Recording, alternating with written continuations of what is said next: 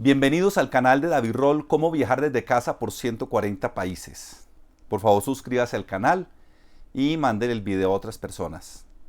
Me han preguntado muchísimo los suscriptores del canal y amigos cercanos, ¿cómo es eso de que uno puede viajar desde casa por 140 países? Porque llega un momento en que ya uno se cansa de ver lecturas de viajes y uno se cansa de ver videos sobre destinos. La mejor forma de viajar por 140 países desde casa en estos tiempos de semi-confinamiento es a través de los escritores. Pero ojo, no solo de los libros de los escritores, sino de la vida de los escritores. Los libros fueron los que nos llevaron al principio a los que somos fanáticos de la lectura por todo el mundo, pero después descubrimos también que uno podía viajar a través de sus propios medios y recorrimos esos países, muchos que nos habían contado o Dostoyevsky o Dickens. La diferencia es que estos autores nos llevaban no solamente a otro país, sino a otro momento que ya no existe. Y también sucede eso con la vida de los escritores. Cuando uno lee la vida de los escritores, se transporta no solamente a las novelas de ellos y entiende por qué las escribieron, sino que uno en cierta forma hace un viaje a través del tiempo a otros momentos. Voy a darles un ejemplo. Ernest Hemingway. Con Hemingway es uno de los autores que más ha dado que escribir sobre su vida que sobre su obra.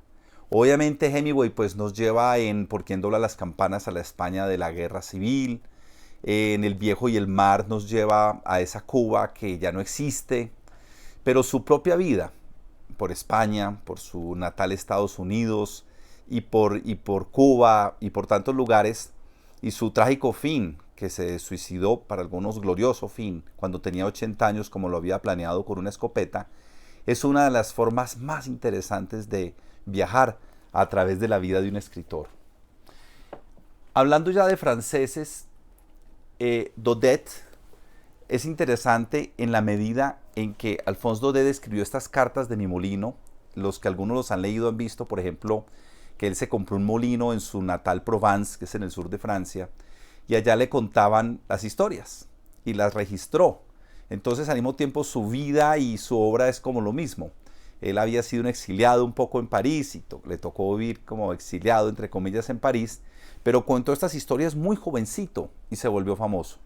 La historia del molino, que fue cerrado porque inventaron el molino de vapor y el señor siguió allá haciéndose el que estaba produciendo harina hasta que se dieron cuenta de eso y le empezaron a mandar el producto para que siguiera siendo molinero hasta el fin de los tiempos. Esto, las historias duras de los aduaneros en esa zona de Camargue, del sur de Francia, que se volvió famosa por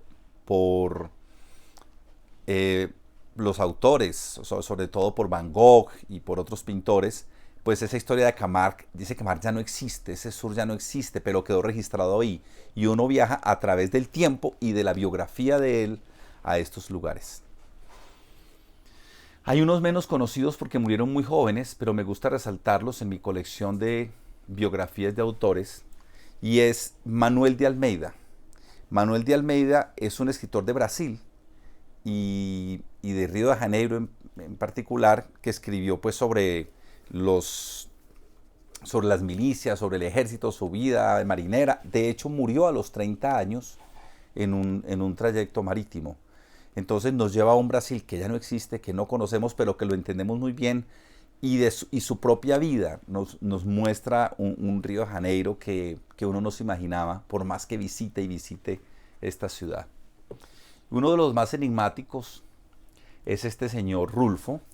Todo el mundo habla de su vida simple, que escribió muy pocos libros, que parece que fue lo que le había contado un tío y que cuando se murió se le olvidó. Pero ese transporte de que nos hace pues Rulfo en El Llano en Llamas y en Pedro Páramo a un México también de esa época de las luchas religiosas y toda esta historia tan fantástica y a la vez triste de la época de Rulfo, pues la vive uno también en su propia biografía. esa biografía como un poco secreta, discreta para algunos, pero para muchos secreta. Hay unos grandes misterios. Nos habla de un México que no existe ya, pero que es base del México que conocemos y que uno visita cuando va a Oaxaca o cuando va incluso a la zona de Yucatán y por supuesto al distrito, pero más en las zonas del México profundo.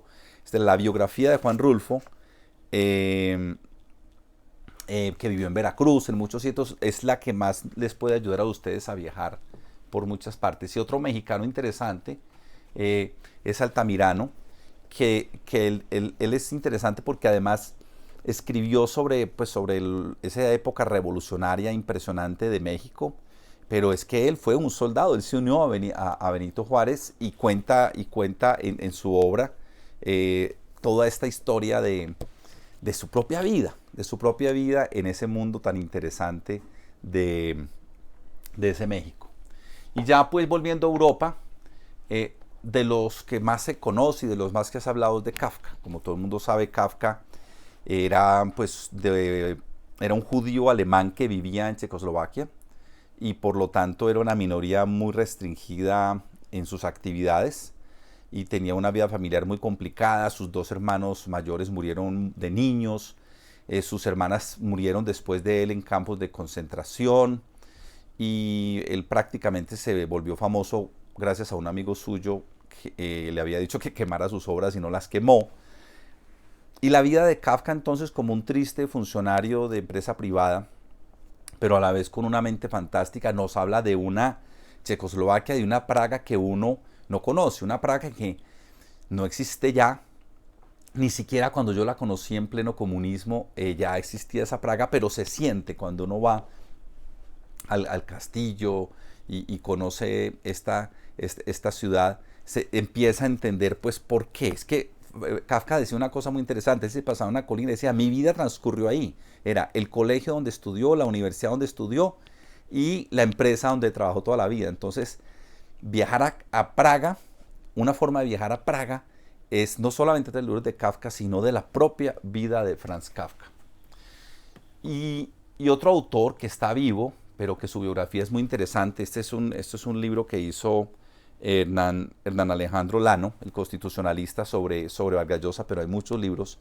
O sea, la vida de Vargas Llosa nos lleva a una Lima que tampoco existe o queda un muy poco rastro porque uno trata de encontrar cuando va y a una Arequipa y todas estas historias de que aparecen en La tía Julia. Entonces los que en la adolescencia leímos La tía Julia del escribidor, pues ya sabíamos algo de la biografía de él porque ese libro es biográfico y en general también La ciudad y los perros y demás, pero esa propia biografía de una persona que alcanza pues lo que sabemos, los premios que alcanzó, pero que además escribe un libro en contra de la banalidad y termina casado con la persona más representante de la banalidad en España, es fascinante. Y además es una persona que uno lo puede ver todavía en el Hay Festival, lo escucha, le pide el autógrafo.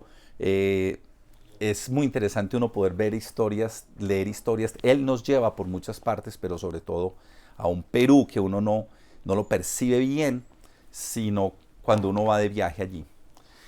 Y bueno, y hablando de autores que le hacen ver a uno países que no existe, está Graciliano Ramos.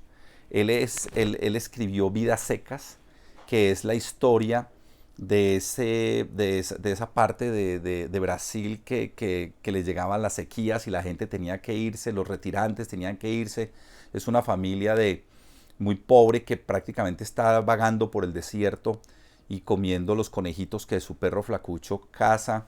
Pero lo interesante no es solamente el libro de Graciliano, sino la propia historia de él, o sea, su escepticismo, cómo él decía que sus únicos amigos eran los que habían sido compañeros de prisión y su propio prisionero y su propio jefe de prisiones, su escepticismo, su comunismo visceral, su anticapitalismo rotundo, que pues uno puede que no comparta esas ideas, pero después de leer un libro como este entiende por qué él pensaba así y cómo vivió ese mundo. Entonces es otra forma de viajar a un Brasil que les juro que yo intenté descubrirlo, no sé si se acuerdan de la película esta que era Central de Brasil o Estación Central en español, y había como un Brasil profundo. Yo intenté, me fui a buscar esas zonas y eso ya no existe casi, afortunadamente. Y este hombre, pues en su vida, no solamente en su obra, lo lleva a uno por esos caminos.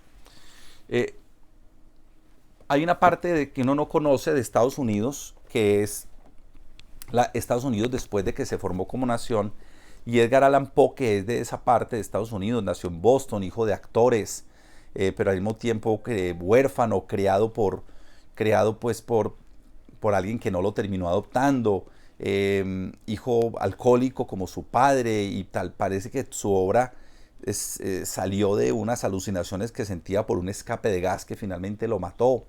Entonces todo ese mundo de Poe en sí mismo lo lleva a uno a un Estados Unidos que es difícil uno percibirlo de otra manera que a través de la biografía de él. Y hay muchas biografías de Borges, hay por ahí 4 o 5 y es fascinante, la biografía parece una vida aburridora para algunos, pero no lo era, de sus novias que nunca supimos si eran novias o amigas, pero sobre todo su amistad con Bioy Casares, su deseo de que ser enterrado en Bélgica, o sea, descubrir a Argentina y descubrir Buenos Aires, en parte lo hace uno con esos recorridos de Borges por Buenos Aires, de las historias de Borges por Buenos Aires, cuando en el peronismo lo obligaron a ser un funcionario en una fábrica de pollos. Borges sí, nos ayuda, la biografía de Borges nos ayuda definitivamente a viajar. Y el que más quizá es Mark Twain.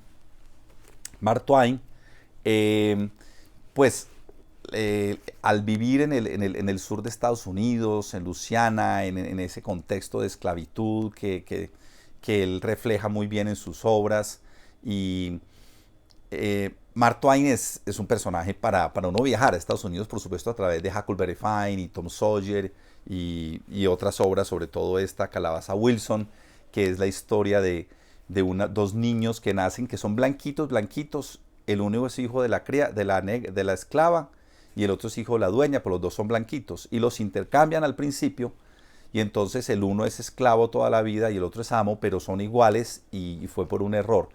Entonces, claro, él nos muestra eso en el libro, pero su propia vida, su propia recorrido por los diferentes trabajos que tuvo, también como marinero y de muchas formas, es una manera muy interesante de conocer Estados Unidos. Uno de los que más me gusta a mí, una biografía que me gusta, es la de Stefan Zweig. Stefan Zweig, pues el gran biógrafo, era a los 20 años, ya era judío, era un judío austriaco, pero era rico, a los 20 años ya era rico, era famoso como poeta, y después escribe una autobiografía que se llama El mundo de ayer, donde él muestra cómo todo eso se destruyó a través de las 2 guerras mundiales, y él termina suicidándose en Brasil después de estar en una noche de carnaval. Y hay mucho. Esta es una biografía de Prater difícil de encontrar, donde tiene varias teorías de por qué fue pues toda esta historia y por qué él creía que Hitler iba a ganar. Y Stefan Zweig, es decir, si hay alguien cuya biografía uno puede viajar a través del siglo XX, así como lo puede hacer en Ensayo con Hobsbawm, con Stefan Zweig y con su autobiografía y con estas otras biografías. Hay escritores que uno piensa que no. Muchos de ustedes habrán leído Enid Blyton cuando eran niños, El misterio del collar desaparecido, Los 7 secretos, Los 5 no sé qué, 6 chicos malos, y uno piensa que no, que son autores anodinos. Pues si ustedes miraran la historia de esta señora, de cómo vivió la Inglaterra de esa época, entonces no solamente uno viaja a la Inglaterra de esa época, sino que entiende toda esa imaginación. El que más nos ha gustado siempre a muchos ha sido Dostoyevsky. O sea, Dostoyevsky sí nos hizo viajar por Rusia en la adolescencia o en la vida joven o en la adultez a muchos, pero su vida es fantástica. O sea, su padre fue asesinado tristemente por los siervos que él maltrataba, y eso lo marcó a él. Él lo iban a fusilar por traidor al zar, y al final, en el último momento, lo salvaron. Después se volvió un jugador compulsivo, como está retratado en su libro El jugador. La vida de Dostoyevsky es un paseo por Rusia, de esa Rusia zarista de los últimos tiempos de los zares, que por supuesto, por más que uno vaya a Rusia, ya no la ve. Y resulta entonces que uno sí puede viajar a través de los escritores, puede viajar a los países. Y hay uno bien interesante que es Vinges, no es tan conocido fuera de los mundos intelectuales, Ramón Vinges, que en García Márquez en Cieno de Soledad lo volvieron famoso porque él lo llama el sabio catalán. Es alguien que es de Cataluña, pero venía a Barranquilla, volvía a Cataluña, y entonces retrata en sus libros, especialmente en este, Entre zambas y bananas, retrata la vida colombiana, pero con ojos de un español, más bien de un catalán. Pero su propio ir y venir entre Cataluña y Colombia, es una persona que no estaba como en ninguna parte y en todas, nos habla de una Colombia especialmente que ya se acabó su propia vida, y de una Colombia pues que otros autores rescatan, pero este es poco conocido. Y para concluir, por supuesto tenemos a otros autores que son menos conocidos. Marguerite Duras, la del amante. La historia de Marguerite Duras es impresionante y cuando uno la ve, entiende, uno viaja a Vietnam, o sea, porque la idea es que ellos eran de la Indochina francesa y de ahí fue donde ella escribió El amante y esos otros libros, El amante de la China del Norte, y la historia es aterradora, pero es bien interesante como solo leyendo la vida de Marguerite Duras uno viaja a una Indochina francesa y a una Francia también que no conoce. Volviendo a autores conocidos, esta biografía de Rafael Alberti, pues Rafael Alberti prácticamente fue la historia del siglo XX en España. Yo lo alcancé a conocer en Madrid y a escucharlo, no conversar, pero escucharlo un poco. Y la historia de Rafael Alberti, la biografía, es viajar a España durante todo el siglo XX. Y uno de los más interesantes autores en términos de biografía es Paul Bowles. Paul Bowles es el autor del Cielo Protector, que fue una película muy famosa. Este era un músico americano, un musicólogo, que se fue a Marruecos y en Marruecos él empezó a escribir pues unos libros interesantes. Descubrió a Marruecos para el mundo, pero su vida estaba llena de unas cuestiones muy complejas de su esposa que tenía problemas mentales, de su misma forma de comprender las relaciones humanas. Entonces la historia de Bowles es una historia a Estados Unidos, es una historia a Marruecos, en cierta forma también al sur de España, y por eso yo insisto en que una forma que ustedes tienen en esta época de semiconfinamiento es viajar a través no solo de los libros de los escritores, que por supuesto esa fue la forma en que viajamos todos cuando no podíamos viajar por falta de dinero, por juventud, o porque Colombia era un país muy cerrado. Nosotros viajamos no solamente a través de esos libros, pero no solo a través de ellos se puede viajar, sino de sus autores. Las biografías entonces están ahí, por supuesto en internet están, pero yo prefiero coleccionarlas. Estoy feliz con mis 100 libros de historias de escritores, pero tienen que ver con los viajes. Es una forma de viajar. En general las biografías son forma de viajar, pero las biografías de escritores nos llevan a los países que ellos pintaron en sus libros con mano experta, en sus escrituras, y realmente uno se transporta. Así que viajemos a través no solamente de los libros, como hemos hecho toda la vida, de los escritores, sino de las vidas de los escritores. Y no se pierda el próximo capítulo, vamos a hacer otro capítulo de vidas de escritores, o sea, otro video en este canal. Entonces es el canal de David Roll, cómo viajar desde casa por 140 países. Por favor suscríbase al canal, mándele el video a otros, y este es como un abrebocas de la vida de escritores, porque yo sé que ustedes no tienen más de 20 minutos para escucharme, pero me gustaría por supuesto hablar ampliamente de alguno de estos autores si ustedes me lo solicitan en este canal. No se pierda el próximo video.